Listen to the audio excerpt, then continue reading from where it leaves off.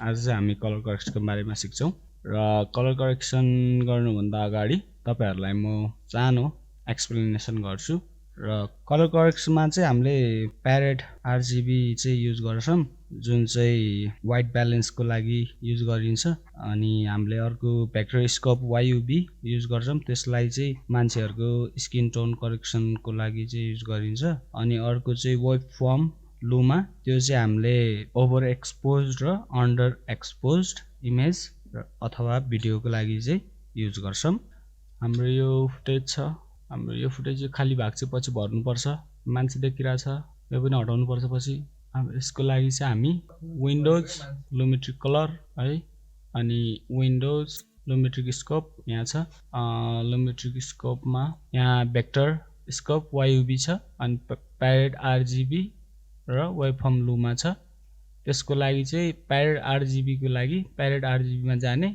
RGB मा select गर्ने वेबफर्म Luma को लागि वेबफर्म लुमा मा जाने लुमामा क्लिक गर्ने फर्स्टमा हामीले यसको त्यसको लागि चाहिँ वेबफर्म लुमामा जाने एक्टिभ गर्ने वेबफर्म लुमाको काम चाहिँ के हो भनेपछि हाम्रो यो 100 भन्दा माथि गयो भनेपछि हाम्रो यो भ्यालु हाम्रो यो जुन यो ग्राफ छ ग्राफ चाहिँ 100 मा टच भयो अथवा 100 भन्दा माथि गयो भनेपछि चाहिँ त्यसलाई ओभर एक्सपोज्ड इमेज भनेर मानिन्छ र यो 0 भन्दा मुनि गयो भने र 0 मा टच भयो भने त्यसलाई भनेको अन्डर एक्सपोज्ड इमेज मानिन्छ र त्यसको लागि फर्स्टमा हामीले ब्ल्याक मा गएर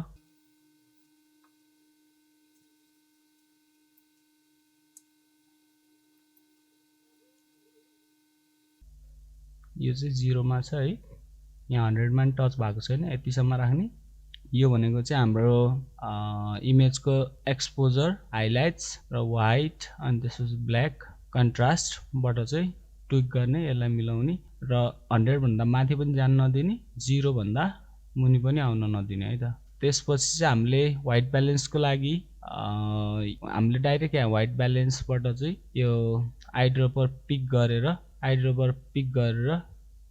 व्हाइट पार्टमा क्लिक गरेर चाहिँ हामीले व्हाइट ब्यालेन्स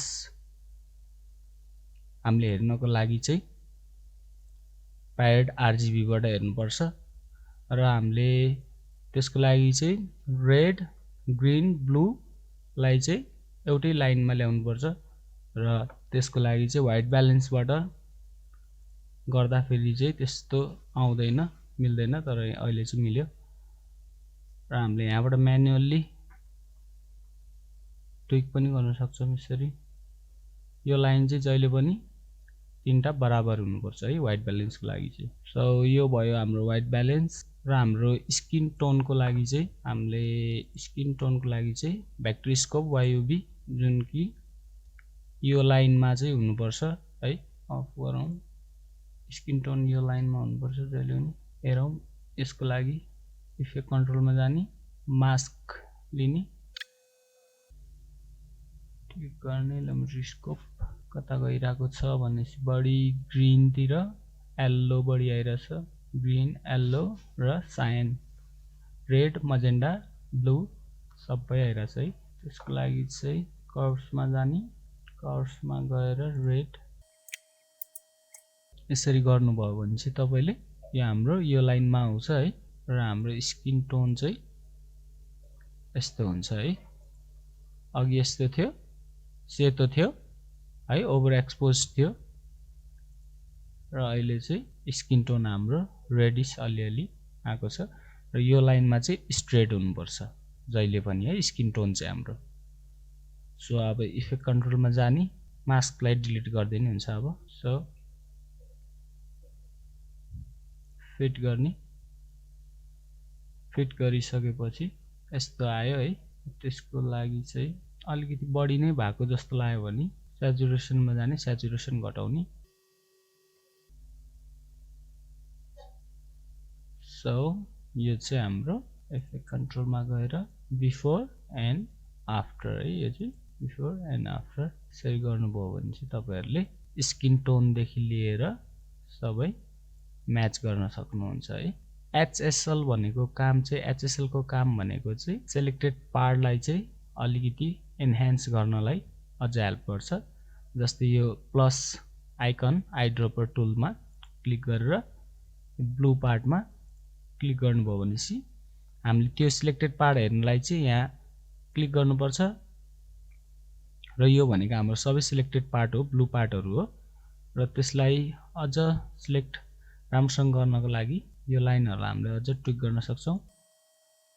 सो हामीले सकेसम्म ब्लू पार्टलाई चाहिँ सिलेक्ट गर्यो भनेपछि अझ राम्रो हुन्छ है। सो हाम्रो लगभग ब्लू पार्ट सिलेक्ट भएको छ। अब हामीले यसलाई चाहिँ यहाँबाट अफ गरेर बिफोर एन्ड आफ्टर HSL त्यस्तो युज डिफरेन्स छैन तर इट म्याटर्स अ लट है। HSL सिलेक्ट नगर्दा HSL युज नगर्दा है, HSL युज गर्दा अझ यहाँ ब्लू हुन्छ। तपाईहरु यहाँ हेर्न सक्नुहुन्छ यहाँबाट चाहिँ यो साइड ब्लू साइडमा चाहिँ बढ्छ होला यो।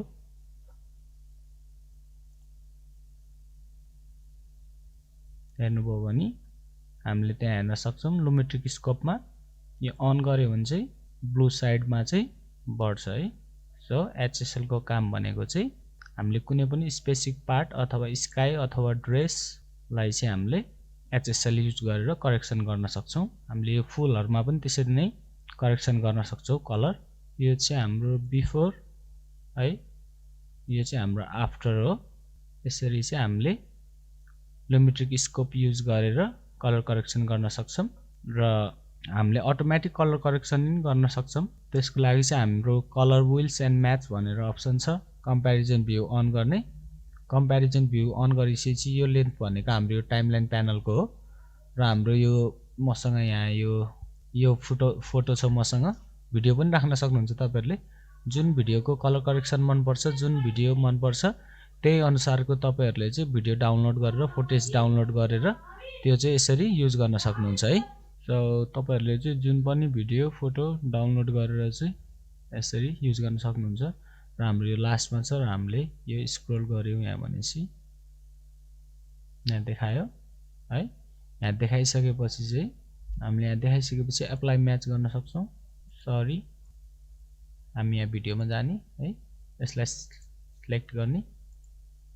यसलाई सिलेक्ट गरिसकेपछि यहाँ हामी गयो रेफरेन्समा। रेफरेन्समा यो छ है, रेफरेन्समा यो आएपछि अप्लाई म्याच गर्ने है।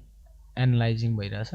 सो तपाईहरुले अप्लाई म्याच गरिसकेपछि एनालाइज भइसकेपछि चाहिँ तपाईले यो कम्प्यारिजन भ्यूलाई अफ गरिदिनु है। अफ गरिसकेपछि चाहिँ त्यहाँको कलरहरु चाहिँ यसरी अटोमेटिक आएर बस्छ र कुनै बेला चाहिँ राम्रो देखिन्छ र कुनै बेला चाहिँ नराम्रो देखिन्छ र तपाईहरुले त्यो अटोमेटिक गरिसकेको कलर करेक्सनलाई पनि ट्विक गर्नलाई बेसिक करेक्सनमा गएर यहाँ ग्रीन बढी देखिराछ लागि ब्लू यसरी ब्लू बढाएर त्यो तरिकाले ट्विक गरेर तपाईहरुले गर्न सक्नुहुन्छ है। सो यो चाहिँ हामीले अघि म्यानुअली कलर करेक्सन गरेको भएर अलिकति राम्रो देखेछ है।